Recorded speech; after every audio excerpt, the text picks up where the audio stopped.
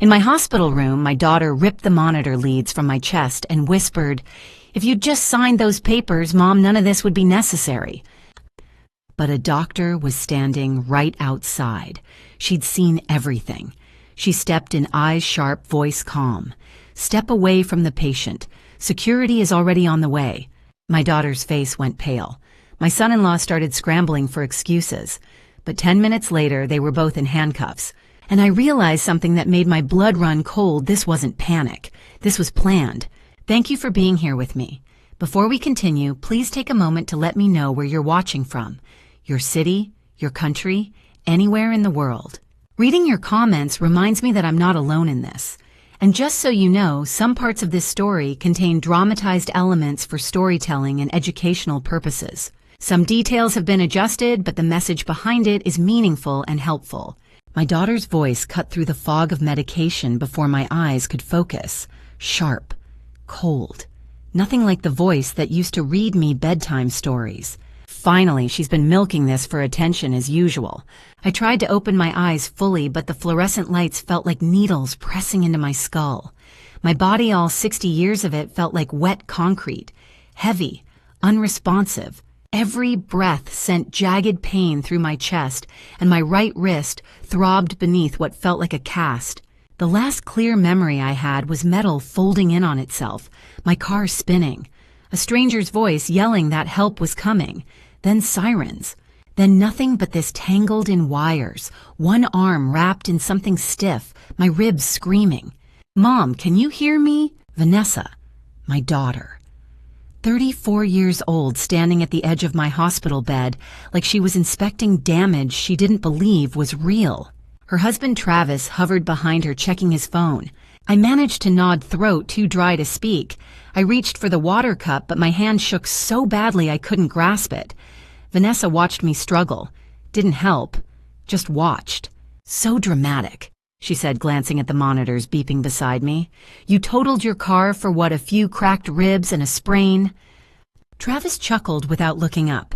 I stayed silent, stunned. My throat burned and I didn't trust myself to speak anyway. Something felt wrong.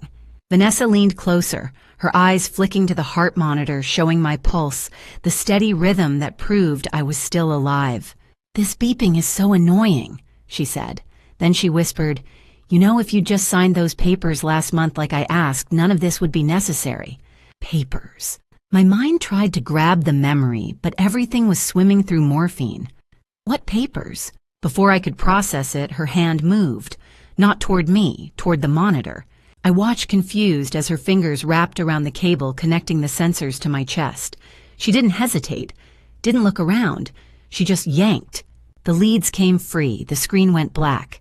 The alarm sounded within seconds, sharp, insistent beeping down the hall. I didn't move, didn't scream. Too tired, too hurt, too stunned. My own daughter. The girl I'd raised alone through double shifts and scraped together rent payments. She'd just tried to end my life. Travis moved near the door, casual, blocking. Footsteps pounded down the hallway, fast. Dr. Rebecca Sanderson stepped through before Travis could react. She was maybe 40, with sharp eyes that took in everything instantly, the dangling leads, Vanessa's hand, still near the equipment. My face frozen in shock. "Step away from the patient," she said, calm but steel underneath. "Now." Vanessa's mask slipped. She asked me to adjust it. "I know what I just saw." Dr. Sanderson reconnected the leads quickly. My heart rate appeared on the screen, again elevated, hammering, but alive. She pressed the call button. "Security to room 407 and call Portland Police." "You're overreacting," Travis said. "We're her family." "You were interfering with medical equipment on a vulnerable patient." Dr. Sanderson positioned herself between them and me.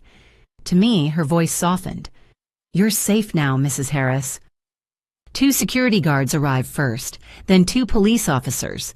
The female officer asked if I felt safe. I didn't answer. Couldn't. But that was answer enough. They told my daughter and son-in-law they were being detained for interfering with medical equipment and endangering a patient. I watched Vanessa stumble over her words, deny everything, then go silent as security escorted them both out. The door clicked shut, and for the first time since I'd woken up, I didn't feel like I was the problem. But I also didn't feel safe, because as they led her out in handcuffs, my daughter, my only child, I heard the officer reading her rights. That's when it hit me.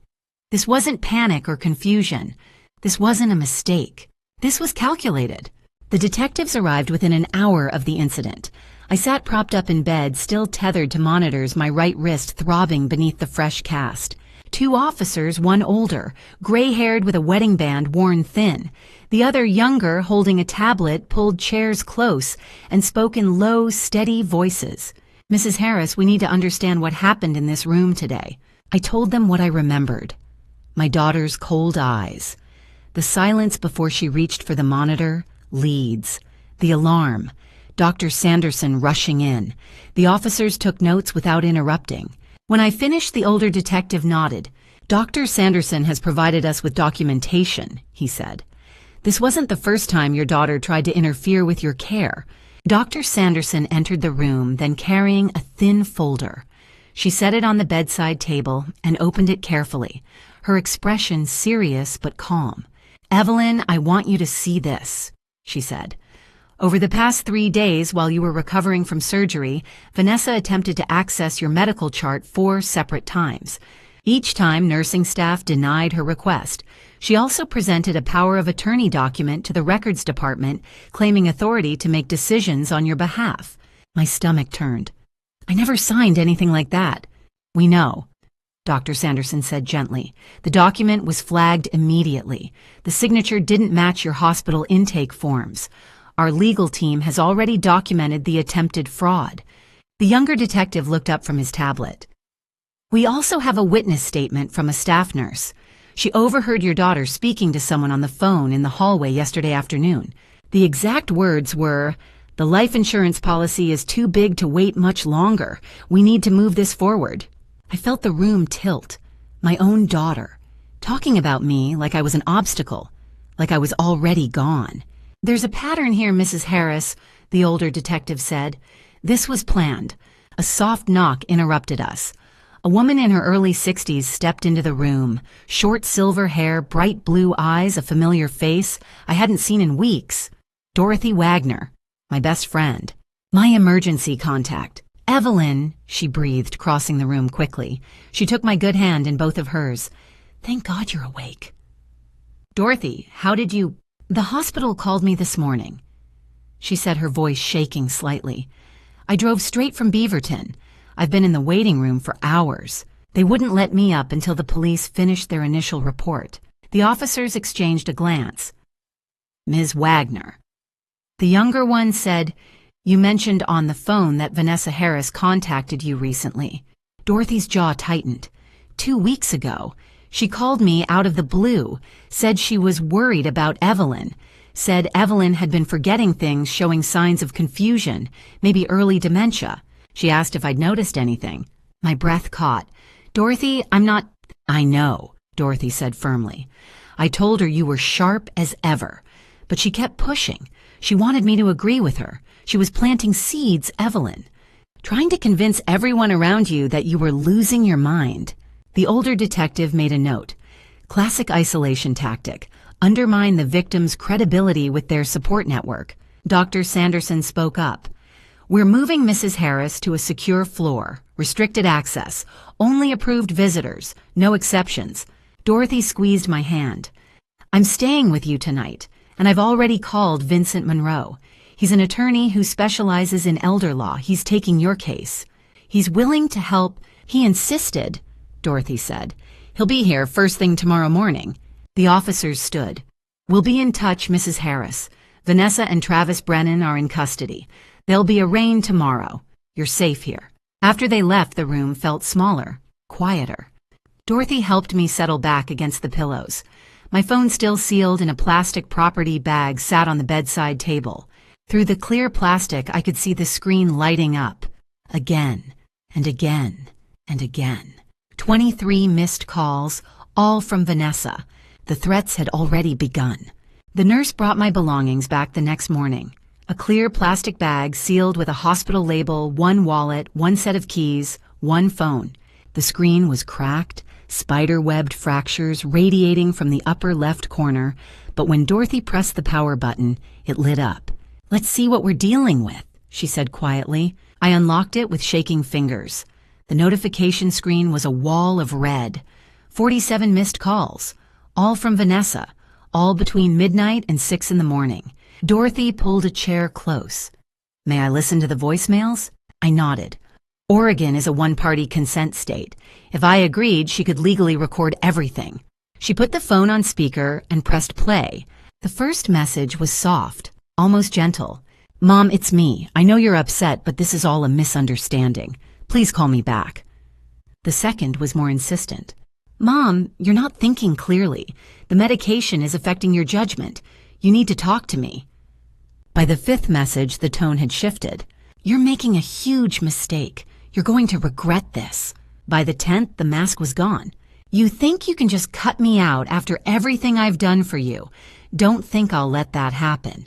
Dorothy's jaw tightened. She pulled out her own phone and started recording each voicemail one by one. Evidence.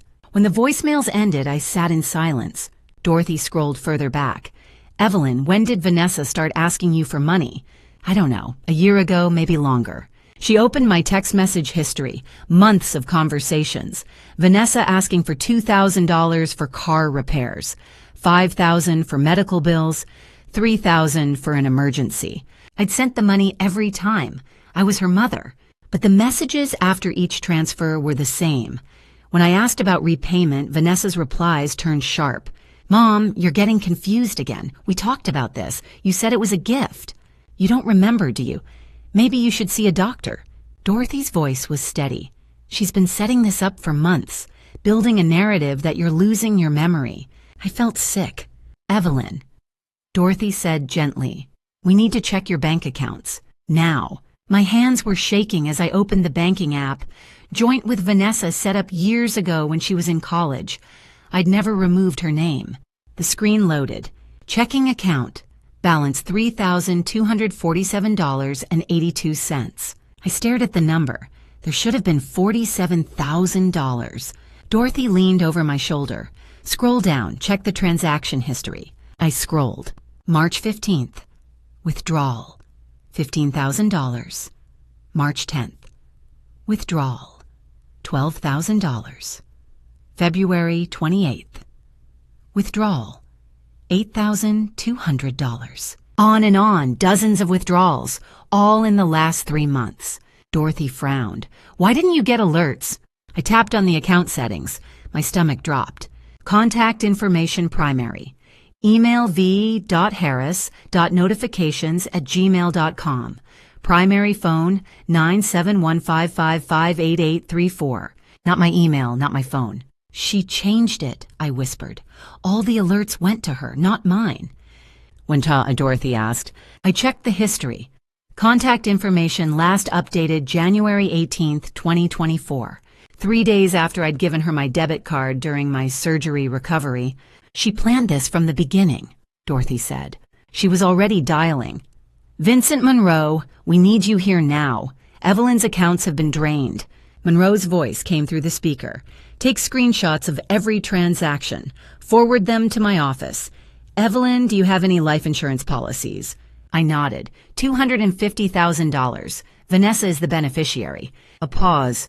"Not anymore," Monroe said. "We're changing that today." I stared at the number on the screen. $3,247. 40 years of my life reduced to a balance that wouldn't cover 2 months' rent. Dorothy's hand rested on my shoulder. "Evelyn, breathe." I couldn't. The room felt too small, the walls too close. I'd worked for 40 years. 40 years as a medical secretary. Modest pay, no bonuses, no windfalls, just steady, careful saving. $200 one paycheck, $500 the next, $800 if I skipped the holiday gifts or canceled the cable. Every dollar had a story. The vacation I didn't take in 1993, the car I drove for 12 years instead of replacing, the dinners I cooked at home while my coworkers went out. Gone, all of it, in 3 months. Dorothy scrolled through the transaction history again. "Evelyn, when did Vanessa get access to your debit card?" I closed my eyes trying to remember. January. I had a minor surgery. Gallbladder removal. I was recovering at home for 2 weeks. Vanessa offered to help with groceries, bills, prescriptions. I gave her my card to make things easier. And you never asked for it back. She's my daughter, I whispered. I trusted her. Dorothy's expression was tight controlled. She's been stealing from you since January. $15,000 on March 15th, $12,000 on March 10th, $8,500 on February 28th. Smaller amounts before that. She waited until you were vulnerable, and then she drained you dry. Monroe's voice came through the speakerphone still on the bedside table. Evelyn, I need you to check your email. Search for messages from your life insurance company, Mutual of Oregon. I opened my email app with trembling hands. The search brought up 3 messages. The most recent was dated March 23rd, 5 days before the accident. Subject beneficiary change request, verification required. I opened it. Dear Ms. Harris, we received a request to change the primary beneficiary on your life insurance policy number ML-47382-OR from Vanessa Harris to Travis Brennan. However, the signature on the submitted form does not match our records. Per company policy, we require in-person verification or notarized confirmation before processing this change. Please contact our office within 10 business days to complete verification, or this request will be denied. My hands went numb. The phone nearly slipped from my grip. She tried to forge my signature. I said, my voice barely audible. She tried to make Travis the beneficiary. Monroe's tone sharpened. When was that email sent? March 23rd. A pause. 5 days before your accident. Dorothy's eyes widened. She needed you gone before the insurance company flagged the fraud. I felt the room tilt again. My daughter. My own daughter. She'd planned this. She'd tried to fake documents. And when that didn't work, she'd tried to... Number 1, I couldn't finish the thought. Monroe's voice cut through the silence. Evelyn, I'm filing emergency petitions today. A restraining order. An order to freeze all joint accounts. And I'm forwarding everything to the district attorney's office. Under Oregon law, financial exploitation of a person over 60 is a Class B felony. ORS 163.205. Vanessa can face up to 10 years in prison. Do it, I said. My voice was steadier now, clearer. I want her prosecuted, fully. I want every charge filed. Understood, Monroe said. There's one more thing. When Vanessa and Travis were booked last night, police inventoried the contents of Vanessa's purse. They found a USB drive. I had a forensic analyst review it this morning. Dorothy leaned closer. What was on it? Downloaded articles, Monroe said. How to obtain power of attorney for an incapacitated parent. How to challenge a parent's mental competency in court. Legal steps to assume control of an elderly person's finances. All downloaded in mid-January. 2 months ago. The air left the room. She's been planning this since January, I said slowly. Since the surgery. Yes, Monroe said quietly. This wasn't impulsive. This was premeditated. She researched. She prepared. She waited for the right moment. Dorothy's jaw was set, her eyes hard. And when the forgery didn't work, she moved to plan B. Monroe didn't answer. He didn't need to. I looked at the phone screen again. At the email, at the date, March 23rd. 5 days later, I was in a hospital bed, fighting for my life, because my daughter had decided I was worth more gone than alive. 3 days passed in a fog, physical therapy, pain medication, nightmares that jolted me awake in the middle of the night. Doctor. Sanderson checked on me every morning, her calm presence, the only steady thing in a world that had turned upside down. On April 2nd, she signed my discharge papers. You're healing well, she said, but you cannot go home alone. Do you understand? I nodded. Dorothy had already promised to stay with me. She'd taken a week off work. She wasn't leaving my side. A nurse wheeled me to the hospital entrance. Hospital policy. Even though I could walk, they insisted. Dorothy pulled her car up to the curb, a silver sedan, clean and reliable. My own car was gone. Totaled. I'd glimpsed it 2 days earlier when Dorothy drove past the impound lot. Crumpled metal, shattered glass, a vehicle that should have been my coffin. Dorothy helped me into the passenger seat and buckled my seatbelt with gentle hands. "Ready?" she asked. I wasn't, but I nodded anyway. The drive back to my apartment took 20 minutes. Southeast Portland, Hawthorne District. I'd lived there for 15 years. A quiet building. Good neighbors. A place that had always felt safe. Not anymore. Dorothy parked in the back lot. My landlord, Mr. Howard Spencer, was waiting by the entrance. Mid-50s, gray beard, kind eyes. He held the door open as Dorothy helped me inside. "Mrs. Harris," he said quietly. "I'm glad you're home safe." "Thank you, Howard." He hesitated. "I need to tell you something. Your daughter called 3 days ago. She said she had power of attorney and needed a spare key to your apartment. I told her I couldn't do that without written proof and your direct permission. She got angry, started threatening legal action." My stomach tightened. "Did she come here in person?" "No, but Travis Brennan did. Yesterday morning. He offered me $500 cash for a key. I refused. Then I called the police and filed a report. Detective Brennan has the documentation." Dorothy's hand squeezed my shoulder. "Thank you, Howard. That was exactly the right thing to do." He nodded. "I also installed a camera above your door, just in case. I hope that's all right." "It's more than all right," I said, my voice tight. "Thank you." He handed Dorothy the keys and stepped back. "If you need anything, I'm in Unit 102, day or night." Inside my apartment, everything looked the same. The furniture I'd chosen, the photos on the walls, the quilt my mother made draped over the couch. But it felt different. Violated.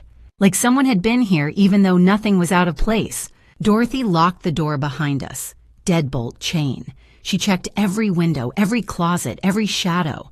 "All clear," she said. I sat down on the couch, my body aching. My wrist throbbed beneath the cast. My ribs burned with every breath. Dorothy made tea. We sat in silence. Then my phone rang. An unknown number. I almost didn't answer, but something made me pick up. "Hello." Vanessa's voice. Cold. Controlled. "Mom, you're making the biggest mistake of your life." I froze. Dorothy's eyes snapped to mine. "You have a restraining order," I said, my voice shaking. "You're not supposed to contact me. You think a piece of paper is going to stop me?" Vanessa laughed. It was a sound I didn't recognize. "You have no idea what you've started. You're going to regret this." Dorothy grabbed the phone from my hand. "This call is being recorded. You are violating a court order. We are reporting this immediately." The line went dead. Dorothy was already dialing 911. I sat on the couch staring at the phone in my lap. A restraining order, ankle monitors, police reports, legal petitions. All of it. Just paper. And if a piece of paper couldn't stop a phone call, what else couldn't it stop? The next morning, I opened the front door to retrieve the newspaper. A photograph slid across the threshold and landed at my feet. I picked it up with shaking hands. It was me, leaving the hospital 3 days earlier. Dorothy's arm around my shoulders, a wheelchair visible in the background. The angle suggested someone had been standing across the street, watching, waiting. I turned the photo over. Handwritten on the back in Vanessa's unmistakable script, "We're always watching, Mom." Dorothy appeared in the doorway. She took one look at the photo and her jaw tightened. "We're documenting everything," she said, "starting right now." She photographed the image, front and back. She noted the time, the date, the location. Then she sealed it in a plastic bag and added it to a growing file folder labeled Evidence. The phone call started an hour later. Travis first, his voice calm, reasonable, almost apologetic. "Evelyn, this has all gotten out of hand. Vanessa's just worried about you. We all are. Can't we sit down and talk like adults?" I didn't answer. Dorothy held up her phone recording. Oregon's one-party consent law meant we didn't need his permission. Vanessa called 20 minutes later. No pretense this time. "You're going to lose everything, Mom. Your home, your savings, your reputation. People are going to think you've lost your mind. And maybe you have." Dorothy ended the call and saved the recording. Time-stamped, documented, legal evidence of harassment. The calls continued throughout the day. 11 in total. Each one recorded. Each one added to the file. By late afternoon, I was exhausted. My wrist ached. My ribs throbbed. I sat on the couch staring at my damaged phone. The screen was cracked. The casing scratched. It had been in my purse during the accident, soaked by rain at the scene, dried out in the hospital property room. I turned it over in my hands and something clicked in my memory. "Dorothy," I said slowly, "I was using my voice memo app that morning." She looked up from her laptop. "What?" "The morning of the accident. I was driving to the grocery store. I always use the voice memo app to record my shopping list. It helps me remember things. I was talking into the phone when my breath caught. When the accident happened." Dorothy crossed the room in 3 steps. "Evelyn, are you saying your phone was recording during the crash?" "I think so. I don't remember turning it off." She took the phone carefully. "Can you access the app?" I tried. The screen flickered, unresponsive in places. The voice memo app opened, then froze. A spinning wheel, an error message. The phone had been submerged, water damaged, the internal components compromised. "I can't get it to load," I whispered. Dorothy was already dialing. "Vincent, it's Dorothy. Evelyn's phone may have recorded audio during the accident, but the device is damaged. We need forensic data recovery." Monroe's voice came through the speaker. "Do not try to access it again. Any further attempts could corrupt the data permanently. I'm sending a courier to pick it up within the hour. I have a contact who specializes in water-damaged devices.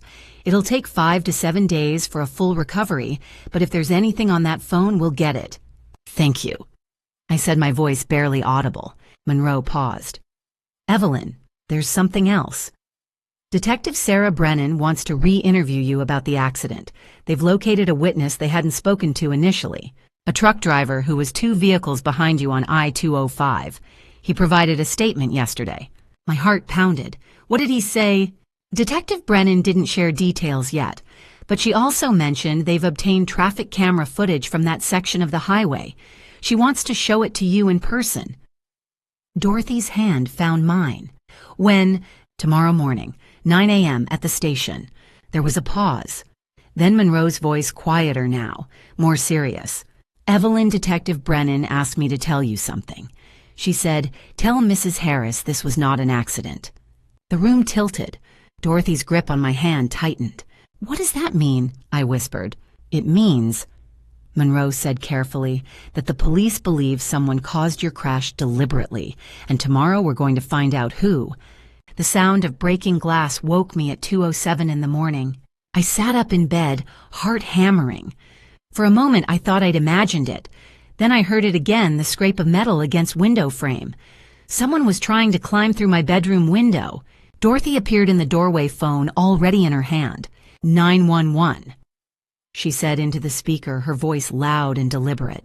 "Someone is breaking into our apartment. Elderly victim. Send officers immediately." She stepped into my bedroom and raised her phone toward the window. "I'm recording you," she shouted. "The police are on their way." A dark figure froze half through the shattered window.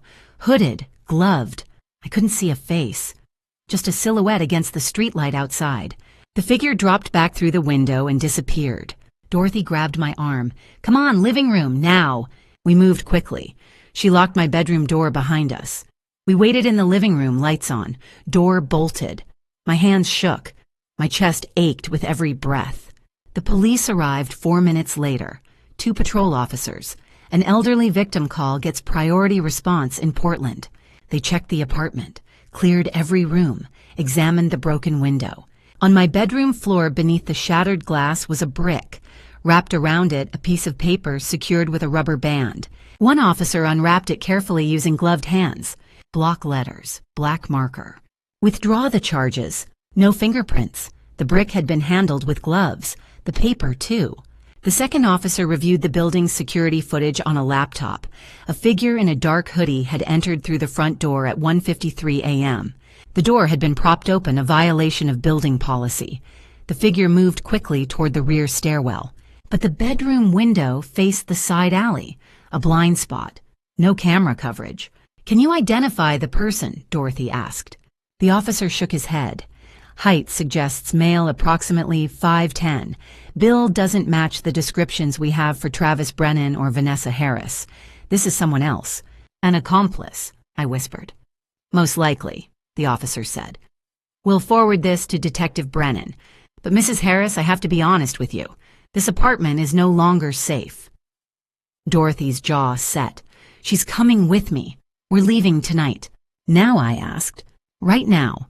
We packed in silence. Clothes, medication, documents, everything that mattered crammed into 2 suitcases and a duffel bag. 15 years in this apartment. Gone in one night. At 3:30 in the morning, we carried the bags downstairs. The officers waited by Dorothy's car, scanning the street. One of them stiffened. There, he said, pointing. Across the street, between the streetlights. A shadow, someone standing motionless, watching. The officer crossed the street, flashlight raised. By the time he reached the spot, the figure was gone. Let's get you out of here, the second officer said.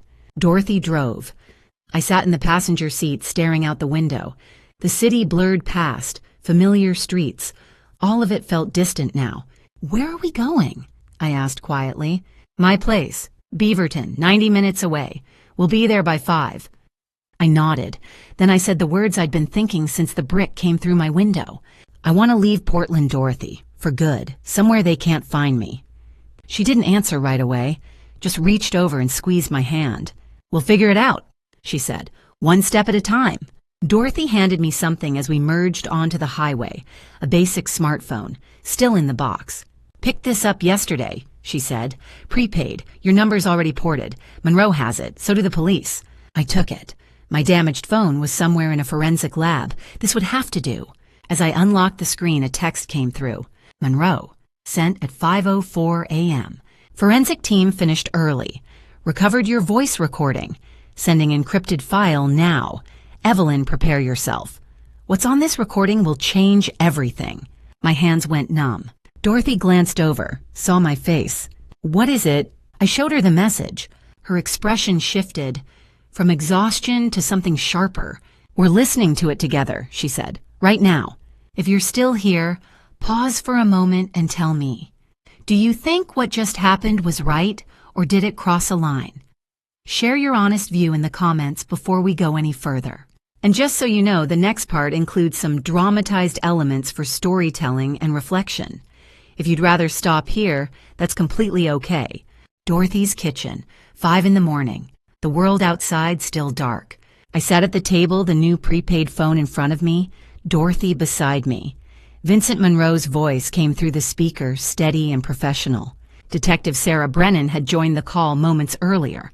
My damaged phone, the one that had been in my purse during the crash, was still at the forensic lab, but they'd extracted the audio file, sent it to Monroe, and now Monroe was forwarding it to this temporary device. The file is 4 minutes and 12 seconds, Monroe said.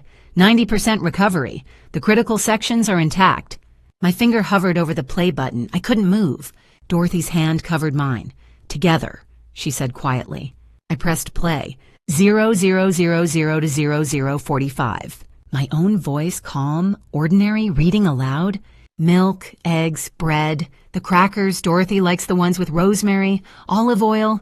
The sound of windshield wipers, NPR in the background, rain drumming on the roof of my car. 0046 to 0110. My voice changing, uncertain. Why is that car so close? They're right on my bumper. A pause, then sharper, afraid. Oh God, they're going to 0111 to 0130.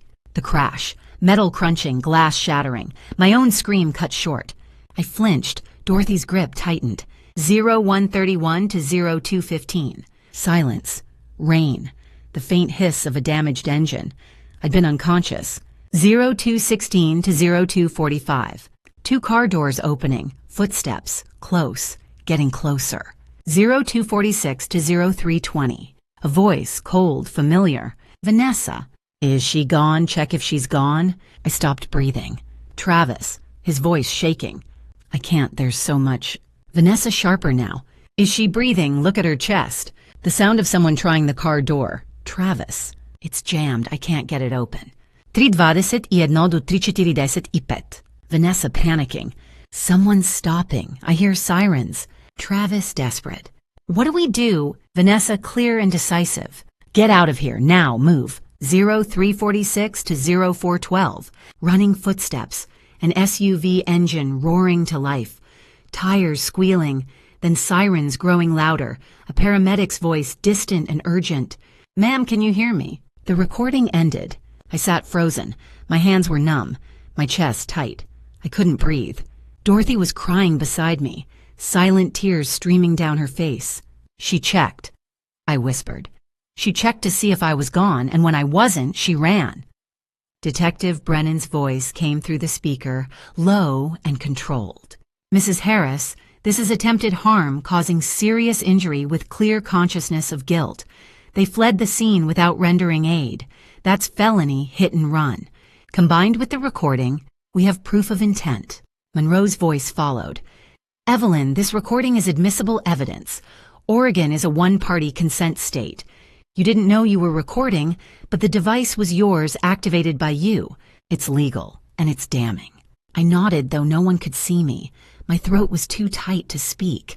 Detective Brennan continued. Mrs. Harris, I need to share something else with you. I'm sending an email now. Dorothy, can you help her access it? Dorothy wiped her eyes and reached for her laptop. The email appeared. Subject I-205 Traffic Surveillance, March 28, 7:30 to 7:50 a.m. Brennan's voice was steady, calm, but there was an edge to it now. What you're about to see will show this wasn't a split-second decision. This wasn't road rage. This wasn't an accident. Dorothy clicked the link. A video player loaded. Grainy footage. Highway camera. Timestamp 7:42:03 a.m. Brennan spoke one more time before the video began. Mrs. Harris, they didn't just cause your crash. They hunted you. The video loaded on Dorothy's laptop. Grainy. Black and white. Timestamp 7:42:03 a.m. March 28th. I-205 South. A traffic camera mounted high above the highway. Rain streaking the lens. My silver Honda Civic 3 miles from where it would be destroyed. A dark SUV entered the frame, close behind my car, too close. I watched myself change lanes, moving left to let the vehicle pass. The SUV changed lanes within seconds, staying right behind me. I changed lanes again, right this time. The SUV followed. Oh God, Dorothy whispered. The camera angle shifted. The SUV was closer now, inches from my rear bumper. I could see myself trying to speed up, but the SUV matched my speed, shadowing me. Another camera. The curve was coming. The guardrail ahead, a sharp bend where the highway dipped south. The SUV accelerated, hard. It closed the distance in seconds. Then it struck. The impact was deliberate, precise. The SUV slammed into my car's rear quarter panel right behind the driver's side door. My car spun. Tires lost traction on wet pavement. The vehicle careened sideways, slamming into the guardrail at full force. Metal crumpling, glass shattering. The SUV continued forward, then pulled onto the shoulder, just beyond the curve, out of the main camera's view. Detective Brennan's voice cut in. The next camera doesn't cover that section of shoulder, blind spot. But we know what happened next. The audio, the recording from my phone, 2 car doors opening, footsteps. Vanessa's voice. They stopped, I whispered. They got out, they checked. Yes, Brennan said. The footage picks them up again 47 seconds later. The screen shifted, a different angle. The dark SUV re-entered the frame, accelerating hard, tires spinning. It sped away, disappearing within seconds. One final camera angle, a close-up as the SUV passed beneath. The license plate clear as day. Oregon 847-DKR. Registered to Travis Allen Brennan, Brennan said. 2019 Ford Explorer. Dark gray. I couldn't speak. I just watched my daughter's husband try to end me. Brennan continued. We have a witness. Truck driver Miguel Santos. Quote, the SUV followed her for at least 2 miles, driving aggressively. At the curve, it accelerated and hit deliberately. The driver aimed for her, then he fled. Dorothy's hand found mine.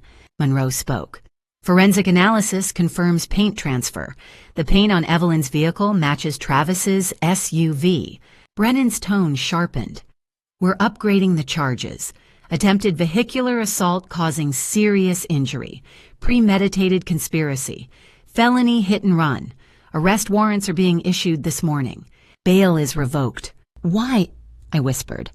Why would they do this? Brennan answered.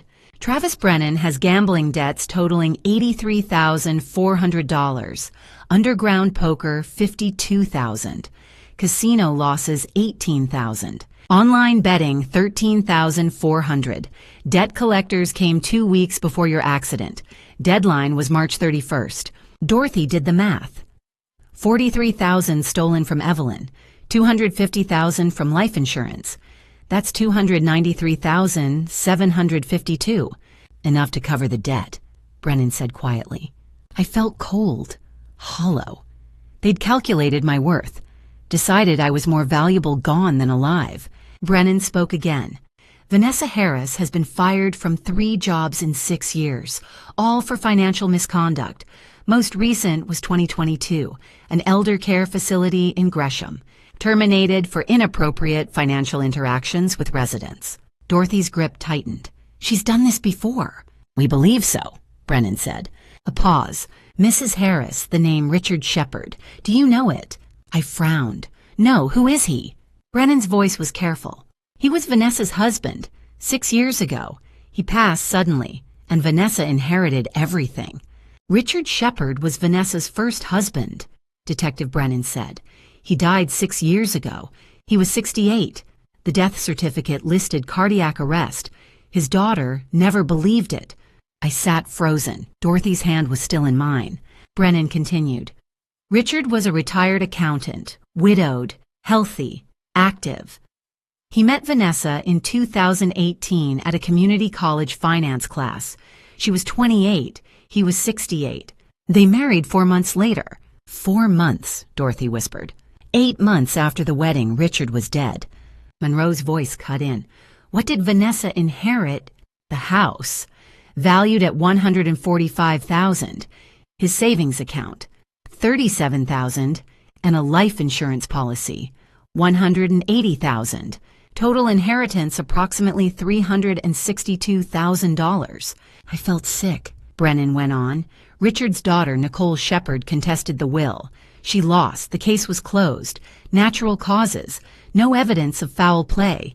A new voice joined the call. Female, younger, steady, but tight with emotion. Mrs. Harris, my name is Nicole Shepard. I'm Richard Shepard's daughter. I want you to know what happened to my father. Dorothy squeezed my hand. I nodded, though Nicole couldn't see me. Nicole spoke carefully. My dad was healthy. He ran 3 miles every morning, hiked on weekends. After he married Vanessa, everything changed. He stopped running. He was tired all the time. And within 4 months, she'd cut him off from the entire family. How? Dorothy asked. She said he needed rest, that we stressed him out, that our visits exhausted him. I tried to see him anyway. She turned me away at the door. I called Adult Protective Services. They did a welfare check. My dad told them he was fine. He seemed coherent. They closed the case. 2 months later, he was gone. Silence on the line. Nicole's voice hardened. I confronted Vanessa at the funeral. I told her, I know what you did. She looked me in the eye and said, your father was old and sick. Be grateful he had someone who loved him. I couldn't breathe. I hired a lawyer, Nicole continued. I requested an autopsy, but it was too late. Vanessa had him cremated the day after he died. There was nothing left to test. I lost the case. I lost my father's house. I had no evidence. But you didn't stop, Brennan said quietly. No, I monitored her online, social media, public records. I watched her move from state to state, job to job, always getting fired, always for financial issues. And then 3 weeks ago, a mutual acquaintance mentioned that Vanessa was so worried about her elderly mother. I called Detective Brennan immediately. Brennan spoke again. The parallels are striking. Isolation, financial control, gaslighting about the victim's health, and when theft alone isn't enough, a sudden death. With life insurance as the primary payout. Dorothy's voice was cold. She's done this before.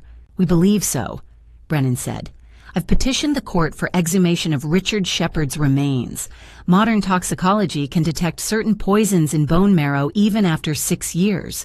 If Vanessa used medication to induce cardiac arrest, we may still find traces.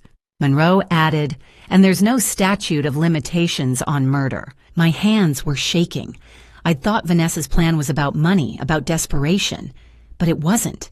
She'd done this before. She was practiced, calculated, a predator who hunted the elderly and the vulnerable. Brennan's voice shifted, harder now. Mrs. Harris, when we rearrested Vanessa and Travis this morning, we executed a search warrant on Travis's vehicle. We found a second burner phone, hidden under the driver's seat. Dorothy stiffened. What was on it? Recent search history. All from last week, while they were out on bail. Brennan read the searches aloud, each one striking like a blow. How to cause heart attack without leaving trace. Elderly falls that look like accident. Time until inheritance payout after death. Undetectable poisons for elderly victims. The room spun. I gripped the edge of the table. They were still planning, I whispered. Yes, Brennan said. Mrs. Harris, even after their arrest, even after the restraining order, even after being charged with attempted murder, they weren't done with you. They were researching new methods. If they'd made bail again, if they'd had another opportunity. She didn't finish. She didn't need to. Dorothy's voice was steel. They're not getting bail again. No, Brennan said. They're not. They'll be held without bail until trial. And with this new evidence along with the Richard Shepard case, we're building a prosecution that will ensure they never hurt anyone again. Monroe spoke quietly. Evelyn, you're safe now, but we need to prepare. The trial will be difficult. Are you ready for that? I looked at Dorothy, at the laptop screen, at the life I'd barely escaped losing. Yes, I said, I'm ready. 1 week later, April 17th, the Multnomah County District Attorney's Office. I sat across from a woman in her mid-40s, sharp suit, steady eyes, a DA Karen Matsuda. Behind her stacks of file folders rose 2 feet high on the conference table, evidence, witness statements, forensic reports, photos, transcripts. Mrs. Harris, she said, this is one of the clearest cases of elder abuse in Oregon history. We have everything we need to prosecute. Dorothy sat beside me, Monroe on my other side. Detective Brennan stood near the door. Matsuda opened a folder. Detective Brennan has worked 18-hour days for the past week compiling evidence. The case against Vanessa and Travis is airtight. She read the charges aloud. Vanessa Harris attempted harm at the hospital, attempted vehicular assault causing serious injury, financial exploitation of an elderly person, Class B felony, insurance fraud, stalking multiple counts, violation of a restraining order. Travis Brennan attempted vehicular assault, conspiracy to cause serious harm, felony hit and run causing injury, stalking. I listened, each charge a reminder of what they'd tried to do. If this goes to trial, Matsuda continued, Vanessa is looking at 25 to 30 years, Travis 20 to 25. Dorothy's hand found mine under the table. Matsuda leaned forward. But trials are unpredictable. Juries are unpredictable. And for elderly victims, the process is traumatic. You'd have to relive everything, testify, be cross-examined by their defense attorneys. The trial could take 12 to 18 months. I felt the weight of it. 18 more months of this, of living in fear, of looking over my shoulder. There's another option, Matsuda said. A plea agreement. Both defendants plead guilty. Reduce sentences in exchange for a guaranteed conviction. Monroe spoke. What are the terms? Vanessa, 3 years in state prison. Travis, 5 years. Full restitution of the stolen funds, $43,752. Permanent no-contact order, and allocution. Allocution, I asked. A public statement in court, Matsuda explained. They have to admit on the record what they did, in their own words, in front of a judge. It becomes part of the permanent record. Dorothy's grip tightened. So they have to confess, publicly. Yes, Matsuda said. It's a condition of the plea. If they refuse, the deal is off and we go to trial. Monroe looked at me. Evelyn, this is your decision. What do you want? I stared at the files, at the evidence of everything they'd done, everything they'd tried to take from me. What's the alternative? I asked quietly. Trial, Matsuda said. We fight for the maximum sentence, but there's risk. A jury could find them guilty on some charges and not others. Sentencing could be less than we expect. Or, she paused, they could walk free. They could walk free. Dorothy's voice was sharp. It's rare, Matsuda said, but it's possible. Juries are human. Defense attorneys are skilled. I believe we'd win, but I can't guarantee it. I closed my eyes, took a breath. Dorothy's voice soft beside me. Evelyn, what do you need most? I opened my eyes, looked at her, at Monroe, at Matsuda. I'm 60 years old, I said slowly. I want my life back more than I want revenge. 3 years for her, 5 for him. They admit it publicly. I never see them again. I paused. I accept. Monroe leaned forward. Are you sure? Yes, I said. My voice was steady now, clear. I don't want to spend the next year and a half reliving this in a courtroom. I want to start over. I want to heal. Matsuda nodded. Then we'll move forward with the plea. The restitution will be handled in 2 parts. We've already recovered $31,000 from Vanessa's accounts. The remaining $12,752 will be garnished from their prison wages over time. How long will that take? Dorothy asked. Years, Matsuda admitted. But it's guaranteed. They can't discharge it. They can't escape it. I nodded. It was enough. Detective Brennan's phone buzzed. She stepped into the hallway, returned a moment later, her face tight. Exhumation results, she said. Everyone turned. Richard Shepard's bone marrow tested positive for digitalis, a cardiac medication. He'd been prescribed 10 milligrams daily for a mild arrhythmia. The toxicology report shows concentrations consistent with 40 to 60 milligrams per day for more than 3 months. Matsuda's expression sharpened. Someone was adding extra medication to his food. Yes, Brennan said. This caused his passing. Matsuda stood. I'm filing additional charges for Richard Shepard's case, causing the loss of life through deliberate harm. Vanessa's plea agreement now includes that charge. New minimum sentence, 8 years. She looked at me. Mrs. Harris, this changes the deal. Do you want to proceed with a revised plea or go to trial? Day 33, May 1st, 28 days since the accident. I hadn't seen Vanessa since the hospital. Now I sat 3 rows behind her in the Multnomah County Courthouse. Orange jumpsuit, shackles, hair pulled back. She looked smaller somehow, diminished. Nicole Shepard sat beside me. Her hand gripped mine tightly. Dorothy was on my other side. Monroe stood near the prosecutor's table. The courtroom was packed. Media in the back rows. This wasn't just my story anymore. It was a story about a serial predator who targeted the elderly. Judge Patricia Harding entered. Mid-50s, silver hair, no-nonsense expression. She'd expedited the hearing elder abuse cases with cooperative defendants, moved quickly through her court. ADA Matsuda stood.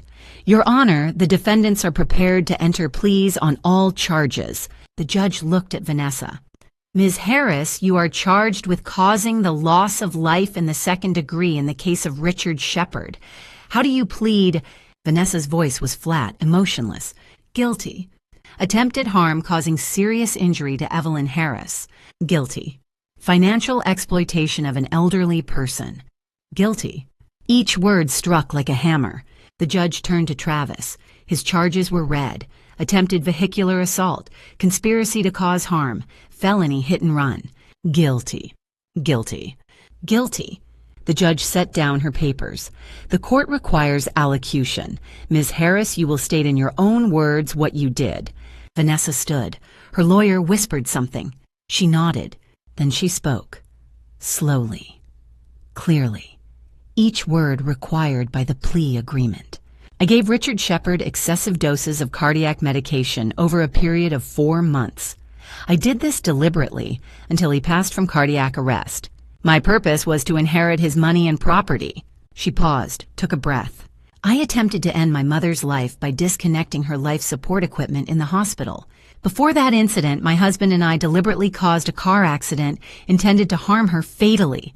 I stole $43,752 from her accounts. I also attempted to fraudulently change her life insurance beneficiary designation. I felt Nicole's hand tighten on mine. Travis stood next. His voice shook. I was the driver who struck Mrs. Harris's vehicle on March 28th. I followed her vehicle for 3 miles on Interstate 205. I deliberately rammed her car, intending to cause a fatal accident. I fled the scene without offering aid. I conspired with Vanessa Harris to harm Mrs. Harris for financial gain. He sat down. The courtroom was silent. Judge Harding looked at me. Mrs. Harris, you may deliver your victim impact statement. I stood. My legs shook. Dorothy stood with me, steadied me. I looked at Vanessa. She wouldn't meet my eyes. I raised her alone, I said. My voice was stronger than I expected. I worked 2 shifts so she could have dance lessons and go to college. I taught her to read. I trusted her with everything. I paused. She repaid me by trying to end my life. Twice. She stole 40 years of my savings. She manipulated me. She isolated me from everyone who cared about me. My voice hardened, but I survived, and I will spend the rest of my years living for myself, not in fear, not looking over my shoulder. I looked directly at Vanessa now. She was staring at the table. I do not forgive her. I do not wish her well. I only hope I never have to see her again. I sat down. Dorothy's arm went around my shoulders. Nicole stood next. Her voice was steady, clear.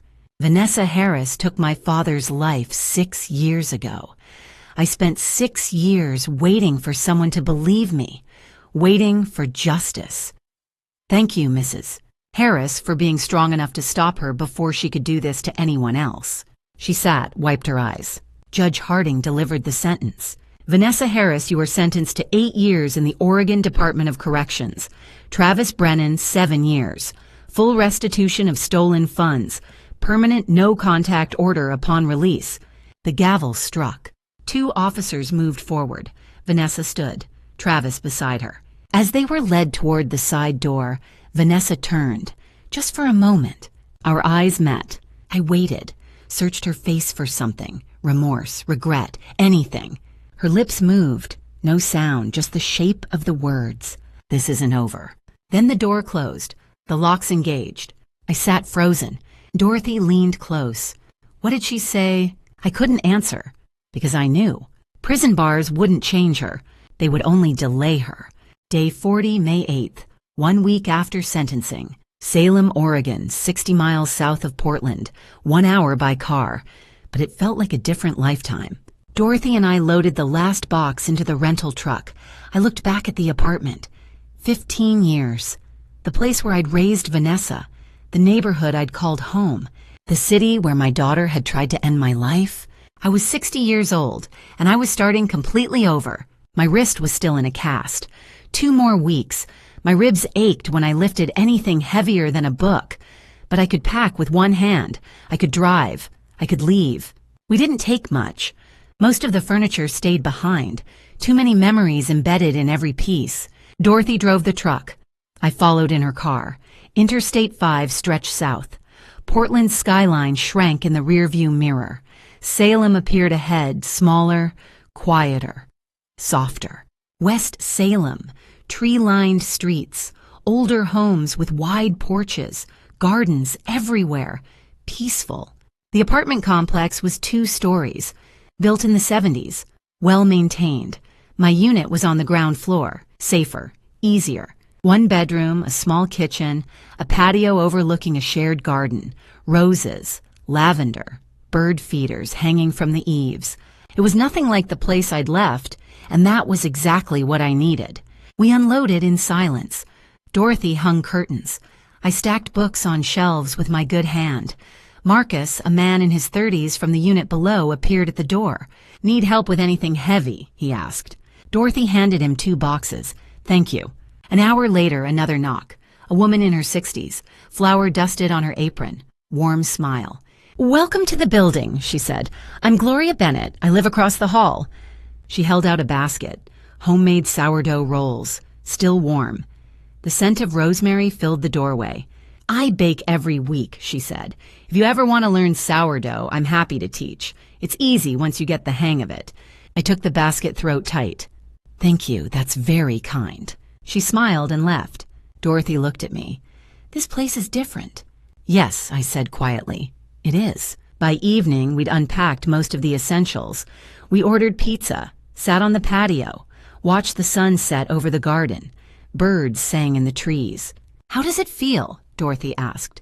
I thought about it. "Strange, empty, but safe." She nodded. "I can stay tonight if you want." "No," I said. "I need to prove to myself I can do this." Dorothy squeezed my hand. "You survived her, Evelyn. You can survive this." She left an hour later.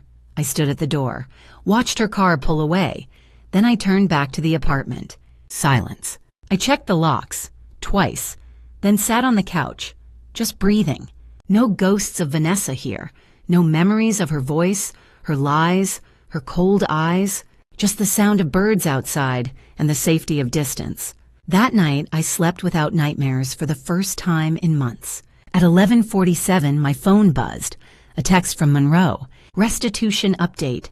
Total of $34,200 recovered from frozen accounts and seized assets. Remaining $9,552 will be garnished from prison wages over time. You're getting your life back, Evelyn. $1 at a time. I typed back with one hand. "Thank you for everything." His reply came immediately. "You did this. You survived. The rest is just paperwork." I set the phone down, closed my eyes. Tomorrow I would wake up in a new city, a new home, a new life. Tonight I would sleep without fear. For the first time in years, August 8th, 3 months since sentencing. Some mornings I still woke to the sound of footsteps that weren't there. A reflex, hypervigilance. Dr. Hutchins said it would take time, but more often now I woke to bird sounds, to Mrs. Bennett's wind chimes, to children playing down the street. This morning I realized something. I wasn't just surviving anymore. I was living. 3 months of weekly sessions with Dr. Pamela Hutchins, a trauma specialist. The first month I couldn't talk about Vanessa without crying. The second month I processed guilt.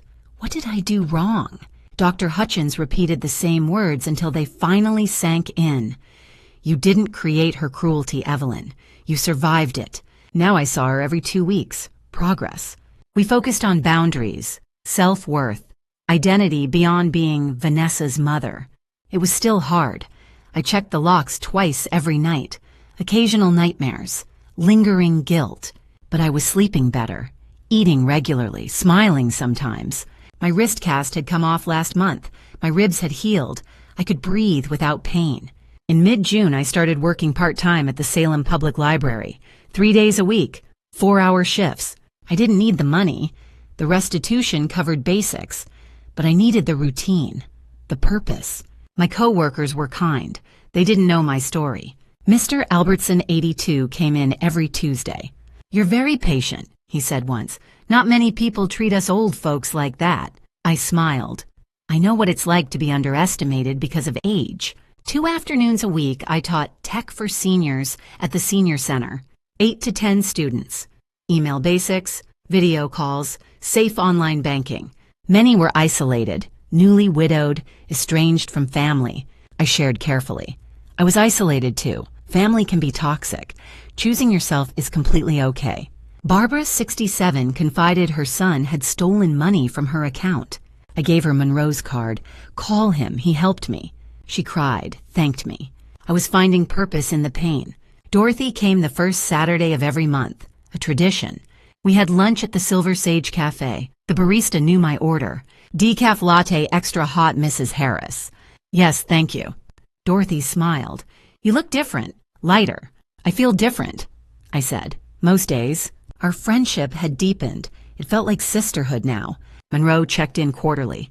Vanessa was at Coffee Creek Correctional Facility. Minimum security. Good behavior. She'd always been good at manipulation. Travis was at Snake River. No appeals. No contact attempts. The no-contact order remained intact. Earliest parole, May 2029. 4.5 years away.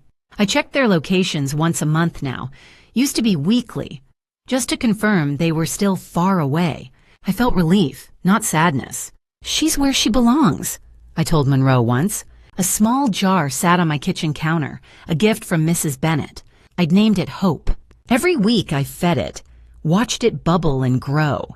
Patient, resilient, like me. Sunday evening, Dorothy packed her overnight bag. "Hey, Evie," she said. "Are you happy?" I paused. 3 months ago, happiness had seemed impossible. But standing here now, in my small apartment, with secondhand furniture and thrift store dishes, knowing I had work I loved, people who cared, a daughter who couldn't reach me. I don't know if I'm happy yet, I said slowly, but I'm learning what it feels like to live for myself. I paused. And that's enough. Dorothy hugged me. That's more than enough. November 1st, 2024. 6 months since sentencing. They say time heals all wounds. I don't think that's true. Time doesn't heal. It teaches you how to carry scars without letting them define who you are. Today I woke up in Salem, Oregon, 60 years old, and for the first time in my life, I chose myself. Cool autumn morning, leaves turning gold, coffee on the patio. I wrote in my journal 6 months, lost a daughter, the apartment I loved, the illusion that family is always safe, gained boundaries, self-respect, peace. At 60, life doesn't end, it begins on my terms. Therapy is now every 2 weeks, a milestone. Dr. Hutchins told me, "You're not just surviving anymore, Evelyn. You're integrating trauma and moving forward." I still have occasional nightmares, but the panic attacks are gone. The hypervigilance is manageable. I'm a regular at Silver Sage Cafe. The barista Mia knows my story. Her grandmother was financially exploited. I connected her with resources. At the library, I've been promoted to volunteer coordinator. I train new volunteers. At the senior center, my computer class has 12 students. 2 have reported elder abuse since taking my class. My story helps others see their own. A small friend group has formed, Barbara 67, Helen 71. We have lunch monthly. Chosen family matters more than blood family. Saturday mornings, I bake sourdough with Mrs. Gloria Bennett. Her kitchen smells like yeast and warmth. Sourdough can't be rushed, she says. Neither can you. My first successful loaf was 2 months ago. I shared it with Dorothy. She cried with joy. You're rebuilding something, Evie, with your own hands. Total restitution recovered $37,100. That includes prison wage garnishments over 6 months. The remaining $6,600 is being garnished at $25 per month from each of them. It'll take years, but it's enforceable. Monroe said, "You may never recover it all, but you're stable." My life is simple but steady. Library income plus restitution plus small savings. Not wealthy, but independent. Monroe's October update. Vanessa is at Coffee Creek. Good behavior. She's still manipulating, still performing. Travis is at Snake River. No appeals, no contact attempts. Earliest parole, May 2029.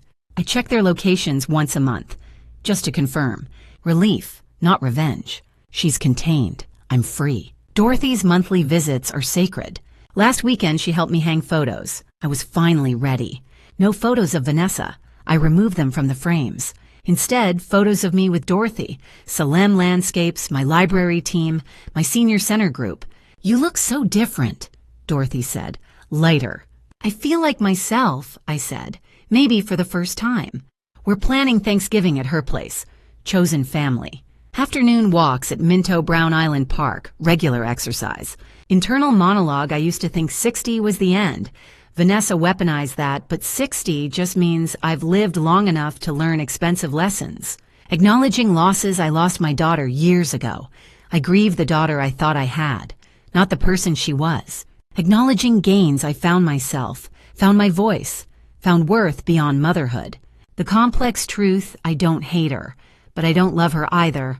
I'm indifferent, and that's okay. Letting go. Some people shouldn't be in your life even if you share blood. Small goals, spring garden, book club, painting class, maybe dating someday. Bigger goals, advocacy. Monroe connected me with the Oregon Elder Abuse Prevention Alliance. I've been invited to speak at an Adult Protective Services training next month. Purpose from trauma. Evening. Patio, sunset. A text from Nicole. Thinking of you.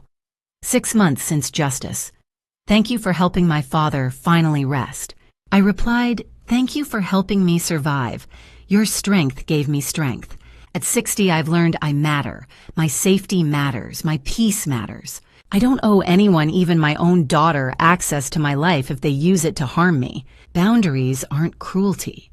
They're survival. They're love for yourself. I spent 60 years believing blood makes family. Now I know family is who shows up when you're broken and helps you rebuild. I am Evelyn Marie Harris. I am 60 years old. I survived a car crash. I survived my daughter's attempts to end my life. I survived financial devastation. And every day I choose myself. I choose peace. I choose life on my terms. My phone buzzes. Dorothy, dinner tomorrow. My treat. Thai place. I smile, type back yes. Somewhere in a cell 2 hours north, my daughter sits in the space she created by her choices. Here in Salem, I sit in the home I built from the ashes she left behind. We both made choices. In the end, I am at peace with mine. If you're reading this and you see yourself trapped by someone who shares your blood, doubted because of your age, isolated and afraid, please know, it's never too late. You are not too old. You deserve freedom. At 60, I started over. So can you. Looking back at my story, I see clearly now I ignored the warning signs because I wanted to believe family meant safety. Don't be like me. Don't ignore your instincts when something feels wrong. God gave us intuition for a reason. Trust it. These family drama stories aren't just entertainment. They're warnings. When someone, even your own child, isolates you, controls your finances, or makes you question your own mind, that's abuse. Family drama stories like mine teach us that blood doesn't guarantee loyalty. God doesn't ask us to endure harm in silence. He asks us to value ourselves. My advice: set boundaries early. Protect your accounts. Keep trusted friends close. Document everything. And remember, choosing yourself isn't selfish. It's survival. Many grandma stories like mine end tragically. Mine didn't because I had people who believed me. Dorothy, Monroe, Dr. Sanderson, Nicole. God placed them in my path when I needed them most. The lesson from family drama stories: real family shows up when you're broken and helps you rebuild. Grandma stories remind us we're never too old to start over. These grandma stories prove that at 60, 70, or beyond, you can reclaim your life. At 60, I learned your worth isn't tied to who loves you. It's tied to how you love yourself. God created you with value. Don't let anyone, family or otherwise, convince you otherwise. If my story resonates, please share it. Someone needs to hear this today. Final note. This content contains dramatized storytelling elements for educational purposes. Some details are fictionalized, but the lessons and messages are entirely valuable. If this style isn't for you, that's okay. Please seek content that better suits your needs.